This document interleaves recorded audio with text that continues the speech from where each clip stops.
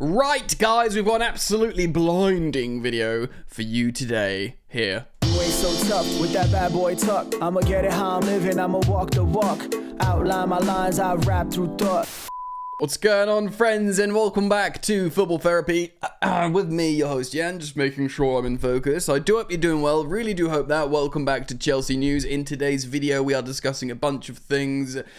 Chelsea preparing a £50 million bid for a striker to get ahead of rivals. Have they already made their decision on the striker for Chelsea moving forwards? There's talk about Jaden Sancho, a costly loophole. Could he go back to Manchester United? Of course, a lot of Man United fans on social media have been bantering his performances of late from Chelsea. I do want to speak about that a little bit as well and highlight some cold, sobering truths. A little bit of Raheem Sterling as well, a bit of the sad, tragic story of Raheem Sterling.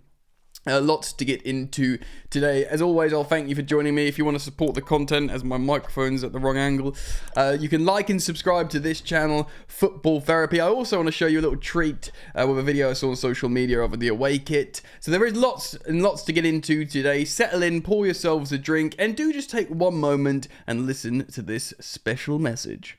I'm delighted to let you guys know this video is brought to you by my partner Incogni. There's a sad truth about the internet these days, and that is your data is on lists all over the gaff, mate. That's right, data brokers are selling your information online. Fortunately, there is a service now in Incogni that can get you removed from all these data lists and therefore keep you safe from lots of inconvenience and indeed danger. And the truth is, there is actually hundreds of commercial databases holding your details, and it's growing all the time because we know what the internet's like. It spreads like a virus, this stuff. So it's your personal information that's out there, your home address, your buying preferences, really personal stuff like that. Even details of your family members are on these data broker websites. Also, like your individual identity numbers, social security number, all the stuff that you don't want on the internet is got out there, basically. If you're like me, you don't want your details being sold on these data lists, and even if it doesn't necessarily mean big illegal activity, which is at worst, at least it's really annoying stuff like spam emails and spam cold calls that all came from these lists. Fortunately, this is where Incogni comes to save the day. Simply create an account with Incogni and initially tell them whose personal data you would like removed from these data lists, and then grant them permission to do so. After that, you just literally relax, kick back, and let Incogni start doing all the work and removing these data from these data lists. If this is something you tried to do yourself manually, it would literally take you forever. Fortunately, this is an automated service that just does it for you in the background. As you're a viewer to my channel, guys, I can offer you a great deal. When you use my code FOOTBALL on Incogni, you get 60% off your annual plan. That's huge. 60% off your annual plan when you use my code FOOTBALL, or alternatively, click the link in the top of the description and go check out this offer now. Do yourselves the favor. Do check out Incogni, man. I'm actually currently using them right now to remove myself of naughty, bad data lists. Let's get into it. Before we speak about the news, check out this kit I saw on social media. A little video here. Of course, this is the away kit for next season. We reacted to the footy headlines thing. This is off a TikTok account called TT Sports 5. It looks nice. Like I said before, it's kind of giving VHS for me personally with the lines. I know the old Italian style, referenced also for an old Chelsea kit. Obviously this is a very short opening, but I do like it. I actually think it looks cool. I wouldn't buy it. I do buy the old Chelsea kit. I buy like I'm a bit of a mug like that. I buy some training kits and stuff, but I'm not sure. Maybe I would actually. I do like it. Let me know what you think. Comment down below your thoughts on that Chelsea away kit. Maybe it's growing on some people, and I'd like to hear that in the comment section below.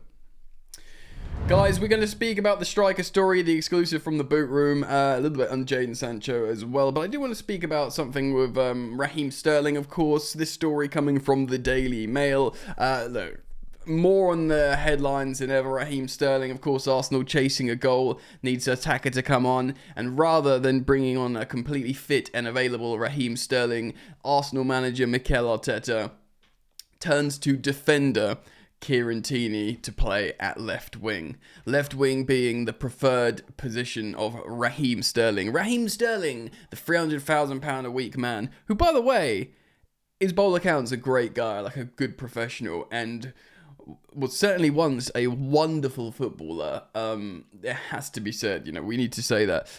Coming from the Daily Mail, despite matters have not been planned out the way he would have wished at Arsenal in terms of playing time, it's understood that Raheem Sterling is still very pleased he made the move to Arsenal. He was desperate to find a way out of Chelsea after being banished by Enzo Maresca and denied access to first team facilities. It's understood that the situation got so bad that the PFA were called in, as well as employment lawyers. Really worth mentioning, this is not the first time this has happened. This has been happening for decades in football, trying to push players out. So, we've heard stories of Harry Redknapp literally putting players on planes, players in tears. These forceful tactics have long been sadly employed in football, top level football. Look, loads of Chelsea fans aren't necessarily crying for Raheem Sterling. I genuinely feel bad for him. As a Chelsea fan, though, of course, I want a resolution found. I'm going to be completely honest, I don't want him at my club, and that's not because I've got anything against him. I think he's a wonderfully talented footballer for both club and country, or certainly was, but for the money he's getting paid, for the performances that he's been putting out, and granted, let's be fair, that's because he hasn't got a run of playing minutes time to demonstrate his ability, his immense ability. If we've got enough light here. Yeah, man, I do feel bad, but it was. I mean, this is obviously using Enzo Maresca as the head bad guy here, but the truth is, that I almost certainly, and this is probably just from gut instinct, it's a sporting director's thing. We can't be having this guy on this money. Enzo Maresca is our guy, and although I don't think he's the quintessential yes man, or at least that's what we've learned about him so far over his managerial career, I do think he's sort of in it with the gang and sort of prepared to be the face of the decisions. Again, we will of course return to this. What the ruddy heck are we gonna do with Raheem Sterling? Alright then, what should we do first? Striker? Well, let's do striker last. Let's talk about Jaden Sancho.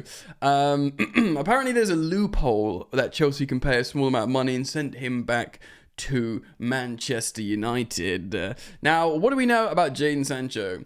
Well, firstly, look, can I just react to some of this stuff that I see on social media? So this is Statman Dave, his stats, and he says Jaden Sancho's not completed a cross or had a shot on target this year. Solid business from Manchester United.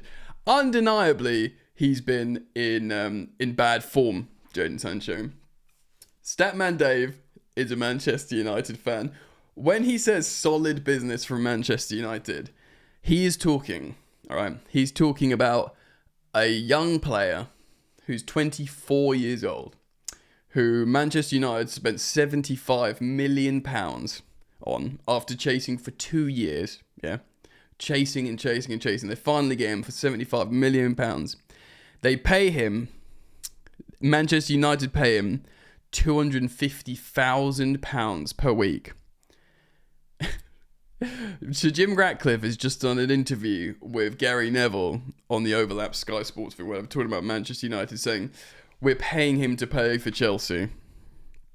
A player who they're still playing 17 this summer. Manchester United have to pay Dortmund £17 million to Dortmund for continuation of payments for this player, which is the norm. Yeah. So an excruciatingly massive outlay to just sell this player to Chelsea for a third of the price you bought him for, while currently paying half his wages. And of course, he's agreed to when he signs to Chelsea permanently, Sancho, to reduce his wages significantly to fit into Chelsea's wage bracket.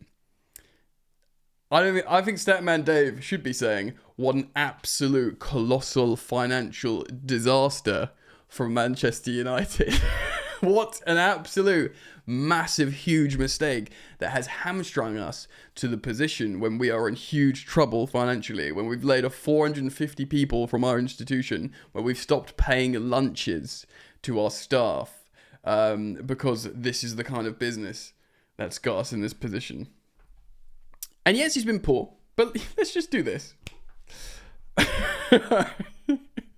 So let's talk about another. By the way, this isn't a hit piece on Garnacho. I think he's a very good, dynamic young player. Yeah. But in 22 appearances for Chelsea this season, Jaden Sancho has 6 goal involvements. In 27, 5 more appearances for Manchester United this season, he has 4. So he's got 5 more appearances, 30% or 33% less productivity than Jaden Sancho at Chelsea. Obviously, Garnacho is he's young. He's just a dynamic thing, but it is so silly to like basically just highlight the situation of Jaden Sancho being this like. I mean, the other day against Leicester, the story was Cole Palmer missing that penalty. Who won that penalty? Jaden Sancho. He's won a bunch of penalties for Chelsea, which of course aren't reflected in goals and assists. I've been very, very consistent and on the channel recently and said I like Jaden Sancho, and for £25 million, yeah, I would be very, very happy for him to stay as a rotational winger. I've always quite liked him as a player stylistically. Certainly at Dortmund, he played very well. Never really showed it for Manchester United. Had a good start at Chelsea, of course, but it's gone off the boil this year. But to be fair, who hasn't gone off the boil this year? Do you know what I mean? Cole Palmer, who we thought was indestructible, has gone off the boil this year entirely.